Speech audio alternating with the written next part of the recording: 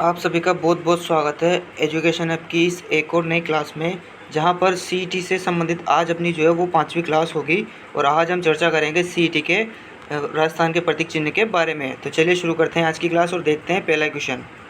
चलिए पहला क्वेश्चन है कि राजस्थान के सागवान के नाम से किसे जाना जाता है? खेजड़ी, शीशम, बबूल या अमरबेल। तो राजस्थान का जो सागवान है ये किस नाम से जाना जाता है? तो ये जाना जाता है खेजड़ी को, यानी कि ऑप्शन नंबर जो एक है इसका बिल्कुल करेक्ट आंसर है। इस खेजड़ी को ही कहा जाता है राजस्थान का सागवान। बढ़ते हैं अगले क्वेश्चन की तरफ। क्वेश्चन नंबर 2 है, ऊँट का वैज्ञानिक नाम क्या है? प्रोसोपिस डेमेटेरिया, गजेला, कैमेलस डेमेटेरिया या क्रायोटिस नाइग्रिसिस। तो ऊँट का जो वैज्ञानिक नाम है वो है ऑप्शन नंबर सी, कैमेलस डेमेटेरियस। बाकी जो क्रायोटिस नाइग्रिसिस है ये गोडावान का वैज्ञानिक नाम है। ठीक है, इस चीज़ को भी आपको ध्यान में रखना है। और गजेला जो है ये चिंकारा का वैज्ञानिक नाम है। क्वेश्चन नंबर 3 है, राजस्थान का राज्य पक्षी गोडावान, चिंकारा, मोर या गुराया। तो अभी जैसे मैंने आपको बताया था कि जो क्रायोटिस नाइग्रिसिस ये है गोडावान, यानी कि ऑप्शन नंबर जो एक है इसका बिल्कुल करेक्ट आंसर है। और बाकी जो चिंकारा है यह है राज्य पशु। ठीक है, इन दोनों को आपको ध्यान में रखना है, राज्य पशु और राज्य पक्षी। गोडावान ऑप्शन नंबर ए इसका बिल्कुल सही आंसर है। क्वेश्चन नंबर 4 है, किस भाषा में खेजड़ी को धोकड़ा कहा जाता है? तो इसका जो सही आंसर होगा वो होगा ऑप्शन नंबर 4, सिंधी भाषा में खेजड़ी को धोकड़ा कहा जाता है। क्वेश्चन नंबर 5 देखते हैं। और क्वेश्चन नंबर 5 है, राजस्थान के राज्य वृक्ष को बचाने हेतु ऑपरेशन खेजड़ा कार्यक्रम कब चलाया गया था? तो ऑपरेशन खेजड़ा कार्यक्रम ये चलाया गया था साथियों ऑप्शन नंबर सी, 1991 में। बढ़ते हैं अगले क्वेश्चन की तरफ। और नेक्स्ट क्वेश्चन है, क्वेश्चन नंबर 6 है, राजस्थान के राज्य पुष्प रोहिड़ा के फूल किस महीने में खिलते हैं? मार्च, अप्रैल, दिसंबर, जनवरी, जुलाई, अगस्त या अक्टूबर, नवंबर। तो राजस्थान का जो राज्य पुष्प रोहिड़ा है, टिकोमिका अंडुलेटा, इसका जो फूल है ये खिलते हैं मार्च अप्रैल में। ऑप्शन नंबर जो एक है इसका बिल्कुल सही आंसर होगा। क्वेश्चन नंबर 7 देखते हैं। और क्वेश्चन नंबर 7 है कि राजस्थान के राज्य खेल बास्केटबॉल की पुरुष अकेडमी कहाँ पर है? जयपुर, जैसलमेर, अजमेर या जोधपुर। तो अगर हम बास्केटबॉल की पुरुष अकेडमी की बात करें तो ये स्थित है जैसलमेर में, और जो महिला अकेडमी है ये स्थित है जयपुर में। और आप मुझे कमेंट बॉक्स में बताइए कि राजस्थान का जो राज्य खेल है बास्केटबॉल, इसे राज्य खेल का दर्जा कब दिया गया था? ज़रूर आप मुझे कमेंट बॉक्स में इसका जवाब दें। क्वेश्चन नंबर 8 है, बहुत ही शानदार क्वेश्चन है कि केसरे बालम आवनी पधारो मारे देश राज्य गीत किस गायकी में गाया जाता है? इंपॉर्टेंट क्वेश्चन है, बहुत सारे एग्जाम्स में रिपीट हुआ है। और इसका जो सही आंसर होगा वो होगा ऑप्शन नंबर 1, मांड गायिका। और इस गीत को सबसे ज़्यादा प्रसिद्धि दिलाई थी अल्लाह जिला बाई ने। ठीक है, अल्लाह जिला बाई ने। और आप मुझे कमेंट बॉक्स में बताइए कि इनका संबंध राजस्थान के किस जिले से है। ठीक है, ज़रूर इसका आंसर मुझे बताइए। नेक्स्ट क्वेश्चन है, राजस्थान सरकार द्वारा ऊँट को राज्य पशु का दर्जा कब दिया गया था? 2010, 12, 14 या 16।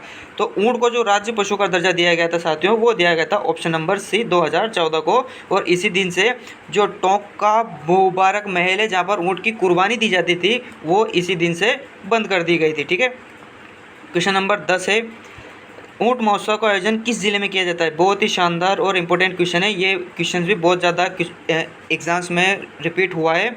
और जो ऊँट महोत्सव का आयोजन है वो किया जाता है बीकानेर में। ठीक है, और ये किया जाता है जनवरी महीने में। ठीक है, इस चीज़ को भी आपको ध्यान रखना है, जनवरी फरवरी में। और ऑप्शंस के बारे में आपको बताऊँ कि जैसलमेर में मनाया जाता है मरु महोत्सव, बाड़मेर में मनाया जाता है थार महोत्सव, और जोधपुर में मनाया जाता है मारवाड़ महोत्सव। तो इन चीज़ों को भी आपको ध्यान में रखना है। बढ़ते हैं क्वेश्चन नंबर 11 की तरफ। और क्वेश्चन नंबर 11 है, क्वेश्चन नंबर 11 पूछा है हमें यहाँ पर खेजड़ी वृक्ष के संबंध में असत्य कथन यहाँ पर हमें पहचान करना है। तो ऑप्शन नंबर 1 है, खेजड़ी वृक्ष की पूजा रामनवमी के पर्व पर की जाती है। खेजड़ी वृक्ष को थार का कल्प वृक्ष कहते हैं। खेजड़ी वृक्ष को सेलेस्टेना और ग्लाइकोट्रोमा कवक नुकसान पहुंचाते हैं, या उपयुक्त सभी सत्य है।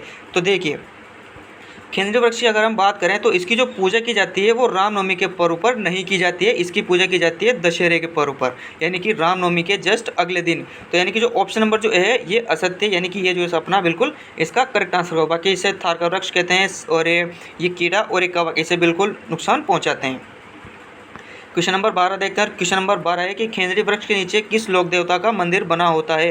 तेजा जी, रामदेव जी, मैया जी या गोगा जी? तो आपने लोक देवता टॉपिक जब भी पढ़ा होगा तब आपने कहावत सुनी होगी कि गांव गांव गोगा, गांव गांव खेजड़ी। तो इसका जो करेक्ट आंसर होगा वो होगा गोगा जी, यानी कि जो खेजड़ी वृक्ष होता है उसके नीचे गोगा जी की थान होती है। क्वेश्चन नंबर 13 है, ऊँटों की देवी के रूप में किसे पूजा जाता है? केला देवी, शीला देवी, अंता देवी या नारायणी देवी? तो ऊँटों के देवता तो पाबू जी, आपने बहुत सुना होगा कि ऊँटों के देवता पाबू जी को बोलते हैं और इन्हीं को राजस्थान में ऊँट लाने का श्रेय जाता है। लेकिन जो ऊँटों की देवी है वो कही जाती है अंता देवी को। ऑप्शन नंबर सी इसका बिल्कुल सही आंसर होगा।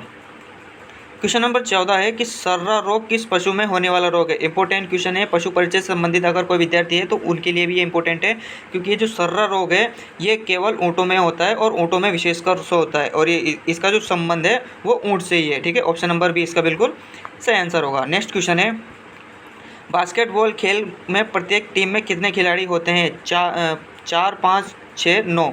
तो बास्केटबॉल का जो खेल होता है उसकी प्रत्येक टीम में खिलाड़ी होते हैं 5, यानी कि ऑप्शन नंबर है इसका बिल्कुल सही आंसर होगा। और जो मैंने आपसे पहले क्वेश्चन पूछा था कि बास्केटबॉल को राजस्थान का राज्य खेल का दर्जा कब दिया गया था, तो मैं उसका आंसर बता देता हूँ। उसका दर्जा दिया गया था 1948 में। ठीक है, बढ़ते हैं नेक्स्ट क्वेश्चन की तरफ। और क्वेश्चन नंबर 6 है कि वाद्य यंत्र अलगोजा किस प्रकार का वाद्य यंत्र है? तत्, सुशिर, घन या अवनद? तो जो अलगोजा है ये एक प्रकार का सुशिर वाद्य यंत्र है, यानी कि इसमें 2 तरह की बांसुरी होती है जिसे हवा से बजाया जाता है। और इसके जो प्रसिद्ध कलाकार है वो है रामनाथ चौधरी। इनको भी आपको ध्यान में रखना है, रामनाथ चौधरी। ये हाल ही में चर्चा में भी है, तो करंट से भी इनसे अच्छे क्वेश्चन बनने की संभावना है। क्वेश्चन नंबर 17 है, निम्नलिखित में से कौन सा आभूषण ऊँट का नहीं है? गौरबंद, चौरसिया, गिरबान या बेसर? तो बहुत ही शानदार क्वेश्चन है साथियों, और इसका जो सही आंसर होगा वो होगा बेसर, क्योंकि ये जो बेसर है ये बनी ठनी का आभूषण है। बनी ठनी आपने चित्रशैली पढ़ी होगी, तो बनी ठनी किशनगढ़ अजमेर की एक चित्र था जिसमें जो महिला थी उसने जो नाक में आभूषण पहना था वो था बेसर। ऑप्शन नंबर 4 इज करेक्ट, ये ऊँट का आभूषण नहीं है। क्वेश्चन नंबर 19 है कि किस गांव को ऊँटों की कैमल सफारी के लिए प्रसिद्ध है? यानी कि कौन सा जो गांव है वो ऊँट की कैमल सफारी के लिए जाना जाता है? केरू, सम, बोरानाड़ा या जोचीना गांव? तो ऊँट की जो कैमल सफारी के लिए जाना जाता है वो जाना जाता है सम गांव, और ये स्थित है जैसलमेर के अंतर्गत, जहाँ पर जो नाचना किस्म के ऊँट होते हैं ये यहाँ के प्रसिद्ध है। ठीक है, बढ़ते हैं क्वेश्चन नंबर 19 की तरफ। और क्वेश्चन नंबर 19 है कि गोडावन का प्रजनन केंद्र कहाँ स्थित है? बारां, भीलवाड़ा, धौलपुर और जोधपुर? तो देखिए ये 2 ऑप्शन आप अच्छी तरह से कर सकते हैं, क्योंकि यहाँ पर गोडावन पाए ही नहीं जाते हैं। अब गोडावन जो पाए जाते हैं वो पाए जाते हैं एक तो राष्ट्रीय मरुद्यान जैसलमेर, और कुछ स्थान पर पाए जाते हैं सोरेनसन बारह में भी, लेकिन यहाँ पर 12 इसका बिल्कुल आंसर नहीं होगा। और गोडावन की जो प्रजनन केंद्र है ये स्थित है खीचन जोधपुर में, यहाँ पर इनकी शरण स्थली है। ठीक है, लेकिन जो प्रजनन केंद्र है वो जोधपुर में ही स्थित है। क्वेश्चन नंबर 20 है कि खेजड़ी वृक्ष के लिए सर्वप्रथम कुर्बानी अमृता देवी द्वारा कब दी गई थी? 1760, 1830, 1930 या 1730? तो अमृता देवी द्वारा जो सर्वप्रथम खेजड़ी वृक्ष के लिए जो कुर्बानी दी गई थी वो दी गई थी 1730 ईस्वी में। ऑप्शन नंबर 1 इसका बिल्कुल सही आंसर होगा।